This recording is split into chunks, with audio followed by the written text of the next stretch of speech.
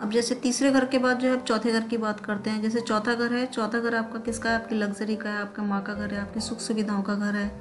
ठीक है, जितना भी कुछ शौक है, मौज मस्ती है, शौक नहीं कह सकते, एक लग्जरी लाइफ जो होती है वो हमारी आपकी व्हीकल है, आपके जो भी लाइफ में जो भी आप एंजॉय करते हो, एंजॉय भी नहीं कहेंगे इसमें, जो भी आपके जो है कह सकते हैं आपके लग्जरी जीवन में जो भी कुछ आती है, सुख सुविधाएं जो भी बढ़ती हैं, वो आपका चौथे घर से ही होता है। माँ का घर तो ये होता ही है, आपका मकान है, आपका सुख है, वो सब आपके चौथे घर से होगा।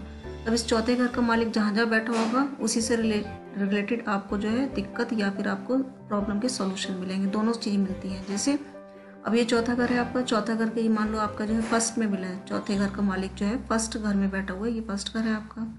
तो फर्स्ट किसका होता है? आपका जो है कह सकते हैं कि आपका जो पर्सनैलिटी का होता है, आपके खुद की बॉडी का होता है, आपका खुद का होता है। और चौथा घर क्या है? आपका मकान है, आपकी सुख सुविधाएं हैं। तो आपको जो है सुख सुविधाएं या आपका घर आपको कहाँ से मिलेगा? यदि ये पहले घर में बैठ गया है तो आपके सेल्फ एफर्ट से, मतलब आपकी खुद की मेहनत से मिलेगा। जो आप मेहनत करोगे उससे जो है आपको जो है आपकी सुख सुविधाएं आपकी बढ़ेंगी लाइफ में। ठीक है ना? ऐसे ही चौथे घर का जो है मालिक यदि दूसरे घर में बैठ जाता है तो क्या होगा? उस कंडीशन में जो है आपको जो भी जो आपकी सुख सुविधाएं बढ़ेंगी, जो आपकी जो लग्जरी लाइफ जो होगी वो किससे मिलेगी? आपके जो है परिवार के थ्रू, आपको इसकी सपोर्ट, परिवार की सपोर्ट के थ्रू जो है आपको ये जो है आपका मकान का कह सकते हैं कि मकान ये बनने का जैसे योग होता है, तो वो आपको परिवार की सपोर्ट से, जो आपका खुद का परिवार है उसकी सपोर्ट से जो है ये काम आपका हो सकता है। ऐसे ही तीसरा, अगर मान लो चौथे घर का मालिक तीसरे घर में बैठा है तो तीसरा घर किसका होता है? आपके छोटे भाई बहन का होता है, आपकी खुद की मेहनत का होता है। तो इसमें भी हम कह सकते हैं कि आपका जो है अपनी मेहनत करके या आपके छोटे भाई बहनों की कोई सपोर्ट हो सकती है, या आपकी खुद की मेहनत, सेल्फ एफर्ट से जो है आप अपना मकान या अपनी सुख सुविधाओं को बढ़ा सकते हो। ठीक है ना? जो इनके एट्रीब्यूट्स हैं घरों के, उसी से रिलेटेड जो है सारे आप जो है कैलकुलेशन आराम से कर सकते हो। अब जैसे चौथा घर है, चौथे घर का मालिक यदि चौथे घर में ही बैठा है तो आपका आपकी माँ की सपोर्ट तो आपको पूरी रहेगी, क्योंकि ये माँ का घर है तो माँ की सपोर्ट तो पूरी रहेगी। और साथ ही जो है आपका आराम से जो है मतलब कोई आपको दिक्कत नहीं आएगी और आपके मकानों का योग अच्छा खासा बन सकता है। और यदि हम मरकरी आ गया तो आपके एक से ज़्यादा मकान। अब यदि चौथे घर का मालिक जो है पांचवें घर में बैठ जाता है तो कह सकते हैं ये आपका किसका घर है? पांचवा घर जो है आपके जो है एक जो है हीलिंग का भी आता है, या आपके जो है शौक का भी आता है, जो आपकी कह सकते हैं कि किसी को जैसे खेलने का होता है, किसी को क्रिकेट का शौक होता है, स्पोर्ट्स भी आ जाता है इसमें क्योंकि। और अगर इसका चौथे घर का मालिक यदि यहाँ बैठ जाता है तो हम कह सकते हैं मान लो आपकी कोई हैबिट हो ऐसी, तो उससे जो है आपकी सुख सुविधाएं बढ़ सकती हैं। जैसे आप जो है ये देख सकते हैं सचिन तेंदुलकर हैं, ये सब क्रिकेटर वगैरह जो हैं, या स्पोर्ट्स में बास्केटबॉल वगैरह हैं।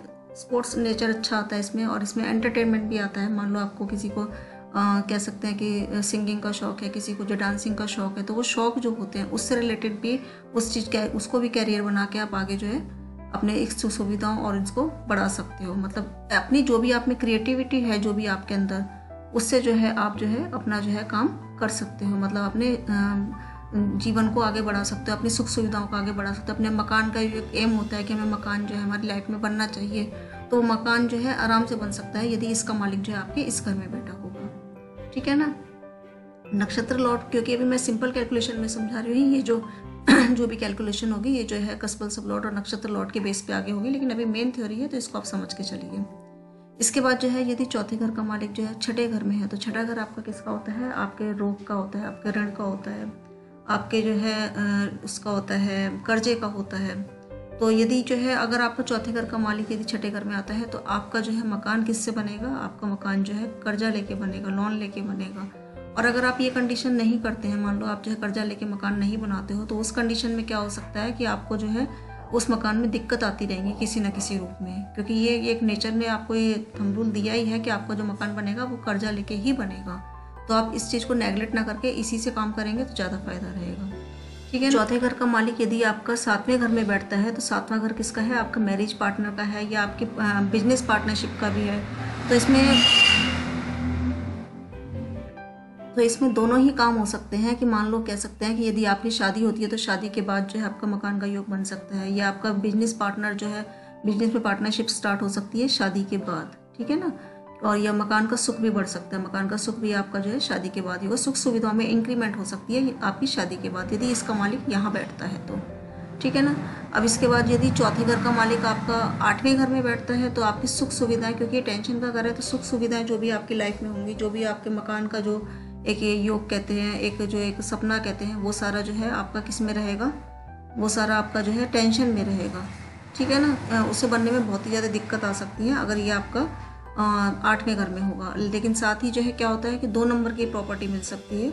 2 नंबर की प्रॉपर्टी से मतलब क्या है कि प्रॉपर्टी तो मिल सकती है लेकिन 2 नंबर की, जैसे कि 2 नंबर से हम ये भी कह सकते हैं कि जैसे कोई एक वो नाट की ज़मीन वगैरह जैसे होती है, नाना परदादा की तरफ से मिल जाती है, ऐसी ज़मीन भी आपको मिलने के चांस रहते हैं यदि चौथे घर का मालिक आपका 8वें घर में है। लेकिन अदरवाइज इसमें जो टेंशन ज़्यादा रहती है अगर यहाँ पे होती है, आपकी सुख सुविधाओं में कुछ किसी ना किसी रूप में टेंशन बनी ही रहेगी। ठीक है, इसके बाद चौथा घर है, अगर इसका जो है मालिक 9वें घर में आ जाता है तो 9वां घर आपका किसका आता है, 9वां घर आपका जो है भाग्य का होता है, आपका भाग्य चेतता है। भाग्य चेतने से मतलब क्या है कि आपका जो है आपके भाग्य के थ्रू जो है आपकी सुख सुविधाएं बढ़ेंगी। जैसे ही आप पैदा होते हैं तो आपके भाग्य में लिखा हुआ है कि आपको मकान का सुख, आपको सब सुख सुविधाएं मिलेंगी, आपको लग्जरी लाइफ होगी आपकी, तो आपके पैदा होने के साथ ही ये सब काम होने लग जाते हैं। ठीक है ना, और आपके पिता भी आपकी सपोर्ट कर सकते हैं अगर, क्योंकि पैतृक पिता का भी घर होता है ये, तो पिता से भी आपको पूरी सपोर्ट मिलती है मकान बनाने में। चौथे घर का मालिक यदि आपके 10वें घर में होगा तो 10वां घर क्या है, आपके कर्म का है, आपकी मेहनत का है, आपकी कैरियर का है। तो आपको यदि सुख सुविधाएं अपने बढ़ानी है लाइफ में, अपना मकान बनाना है, कोई भी आपको काम करना है इससे रिलेटेड कि जिससे आपके जो है कैरियर में इम्प्रूवमेंट हो, तो मतलब कैरियर आपको बढ़ाना पड़ेगा। बिना कर्म किए जो है आपकी सुख सुविधाएं आपको नहीं मिलेगी। कई लोग ऐसे होते हैं ना जो कर्म नहीं करते कि नहीं हमारा तो जो होगा हो जाएगा, लेकिन नहीं, इस बंदे को जो चौथे घर का मालिक यदि 10वें घर में, तो जब तक वो जो है अपने कैरियर पे फोकस नहीं करेगा तब तक उसे जो है अपनी लग्जरी लाइफ नहीं मिल पाएगी। ऑटोमेटिक उसके चांस हैं उसकी लाइफ में। ठीक है ना, तो अब इसके बाद जो है यदि चौथे घर का मालिक जो है आपका किस में आ जाता है, आपका जो है स्टेटस भी बढ़ता है। यदि चौथे घर का मालिक 10वें घर में आता है तो वो अपना जो स्टेटस बढ़ाएगा वो किससे बढ़ाएगा, अपनी मेहनत से, खुद की मेहनत करेगा, खुद अपने जो कैरियर पे फोकस करेगा और तब उसके जो है अपने काम पे पूरा फोकस रखेगा और उससे उसका सुख सुविधाएं बढ़ती चली जाएंगी, उसका स्टेटस भी बढ़ेगा। ऐसे ही चौथे घर का मालिक यदि 11वें घर में होगा तो ये आपके बड़े भाई बहन का घर है, तो बड़े भाई बहनों की सपोर्ट से जो है आपका मकान बन सकता है, उनसे हर तरीके से सपोर्ट मिलेगी। और इच्छा पूर्ति का है तो आराम से आपका जो है, क्योंकि इच्छा पूर्ति है ना, तो इच्छा पूर्ति क्या है, मतलब जो भी आपकी लाइफ में आपकी एक इंक्रीमेंट है आगे बढ़ने की और आपकी इच्छा है कि मेरी लाइफ में ये हो, मेरी लाइफ में वो सारी इच्छाएं पूर्ति होती हैं, क्योंकि ये चौथा घर आपकी पूरी सुख सुविधाएं लाइफ में जो भी लग्जरी है वो सब इसी से आती है। माँ का घर भी है ये, तो इसका मालिक जब यहाँ बैठ जाएगा तो आपकी जो भी इच्छा है उसकी पूर्ति अपने आप होती चली जाती है। थोड़ा सा आपको जो है बस एक आगे बढ़ने की ज़रूरत है और अपने आप सब काम होते चले जाते हैं। तो 4 घर का रिलेशन बहुत ही अच्छा माना जाता है। और यदि चौथे घर का मालिक 12वें घर में आ जाता है तो 12वां घर क्या है, 12वां घर आपका खर्चे का है, आपका इन्वेस्टमेंट का है और आपका जो है कह सकते हैं कि हॉस्पिटल का भी है। तो ये सारी चीज़ें जो है 12वें घर में आती हैं। अब इसमें देखिए आप ये चौथे घर का मालिक कहाँ बैठा है, 12वें घर में ही बैठा हुआ है। तो इस बंदे के जो है ऑटोमेटिक जो है सुख सुविधाओं पे जो है खर्चा होता चला जाएगा ऑटोमेटिक। ये जो जिस किसी की भी कुंडली है, ये आदमी क्या करेगा, जो भी सुख सुविधाएं होंगी, जो भी लग्जरी होंगी, वो इस पे जो भी इसके पास पैसा होगा वो जो है बच नहीं पाएगा, खर्च होता रहेगा ऊंचे तरीके से, क्योंकि ये आपका 12वें घर में पहुंच गया इसका मालिक। ठीक है, तो इसकी रेमेडी करी जाएगी। रेमेडी करने पर जो है इसके जो खर्चे हमें कैसे बैलेंस करने हैं कि ये खर्चे जो इसके ऑटोमेटिक इसकी जो नियति भगवान ने लिख दी है कि ये कमाएगा तो खूब, लेकिन कमाने के बाद इसका पैसा कहाँ चला जाएगा, खर्चे में चला जाएगा। तो उस नियति को यदि हम नहीं रोकेंगे तो इसके पास पैसा बिल्कुल नहीं बचेगा, तो वो आगे रेमेडी पार्ट में होगा।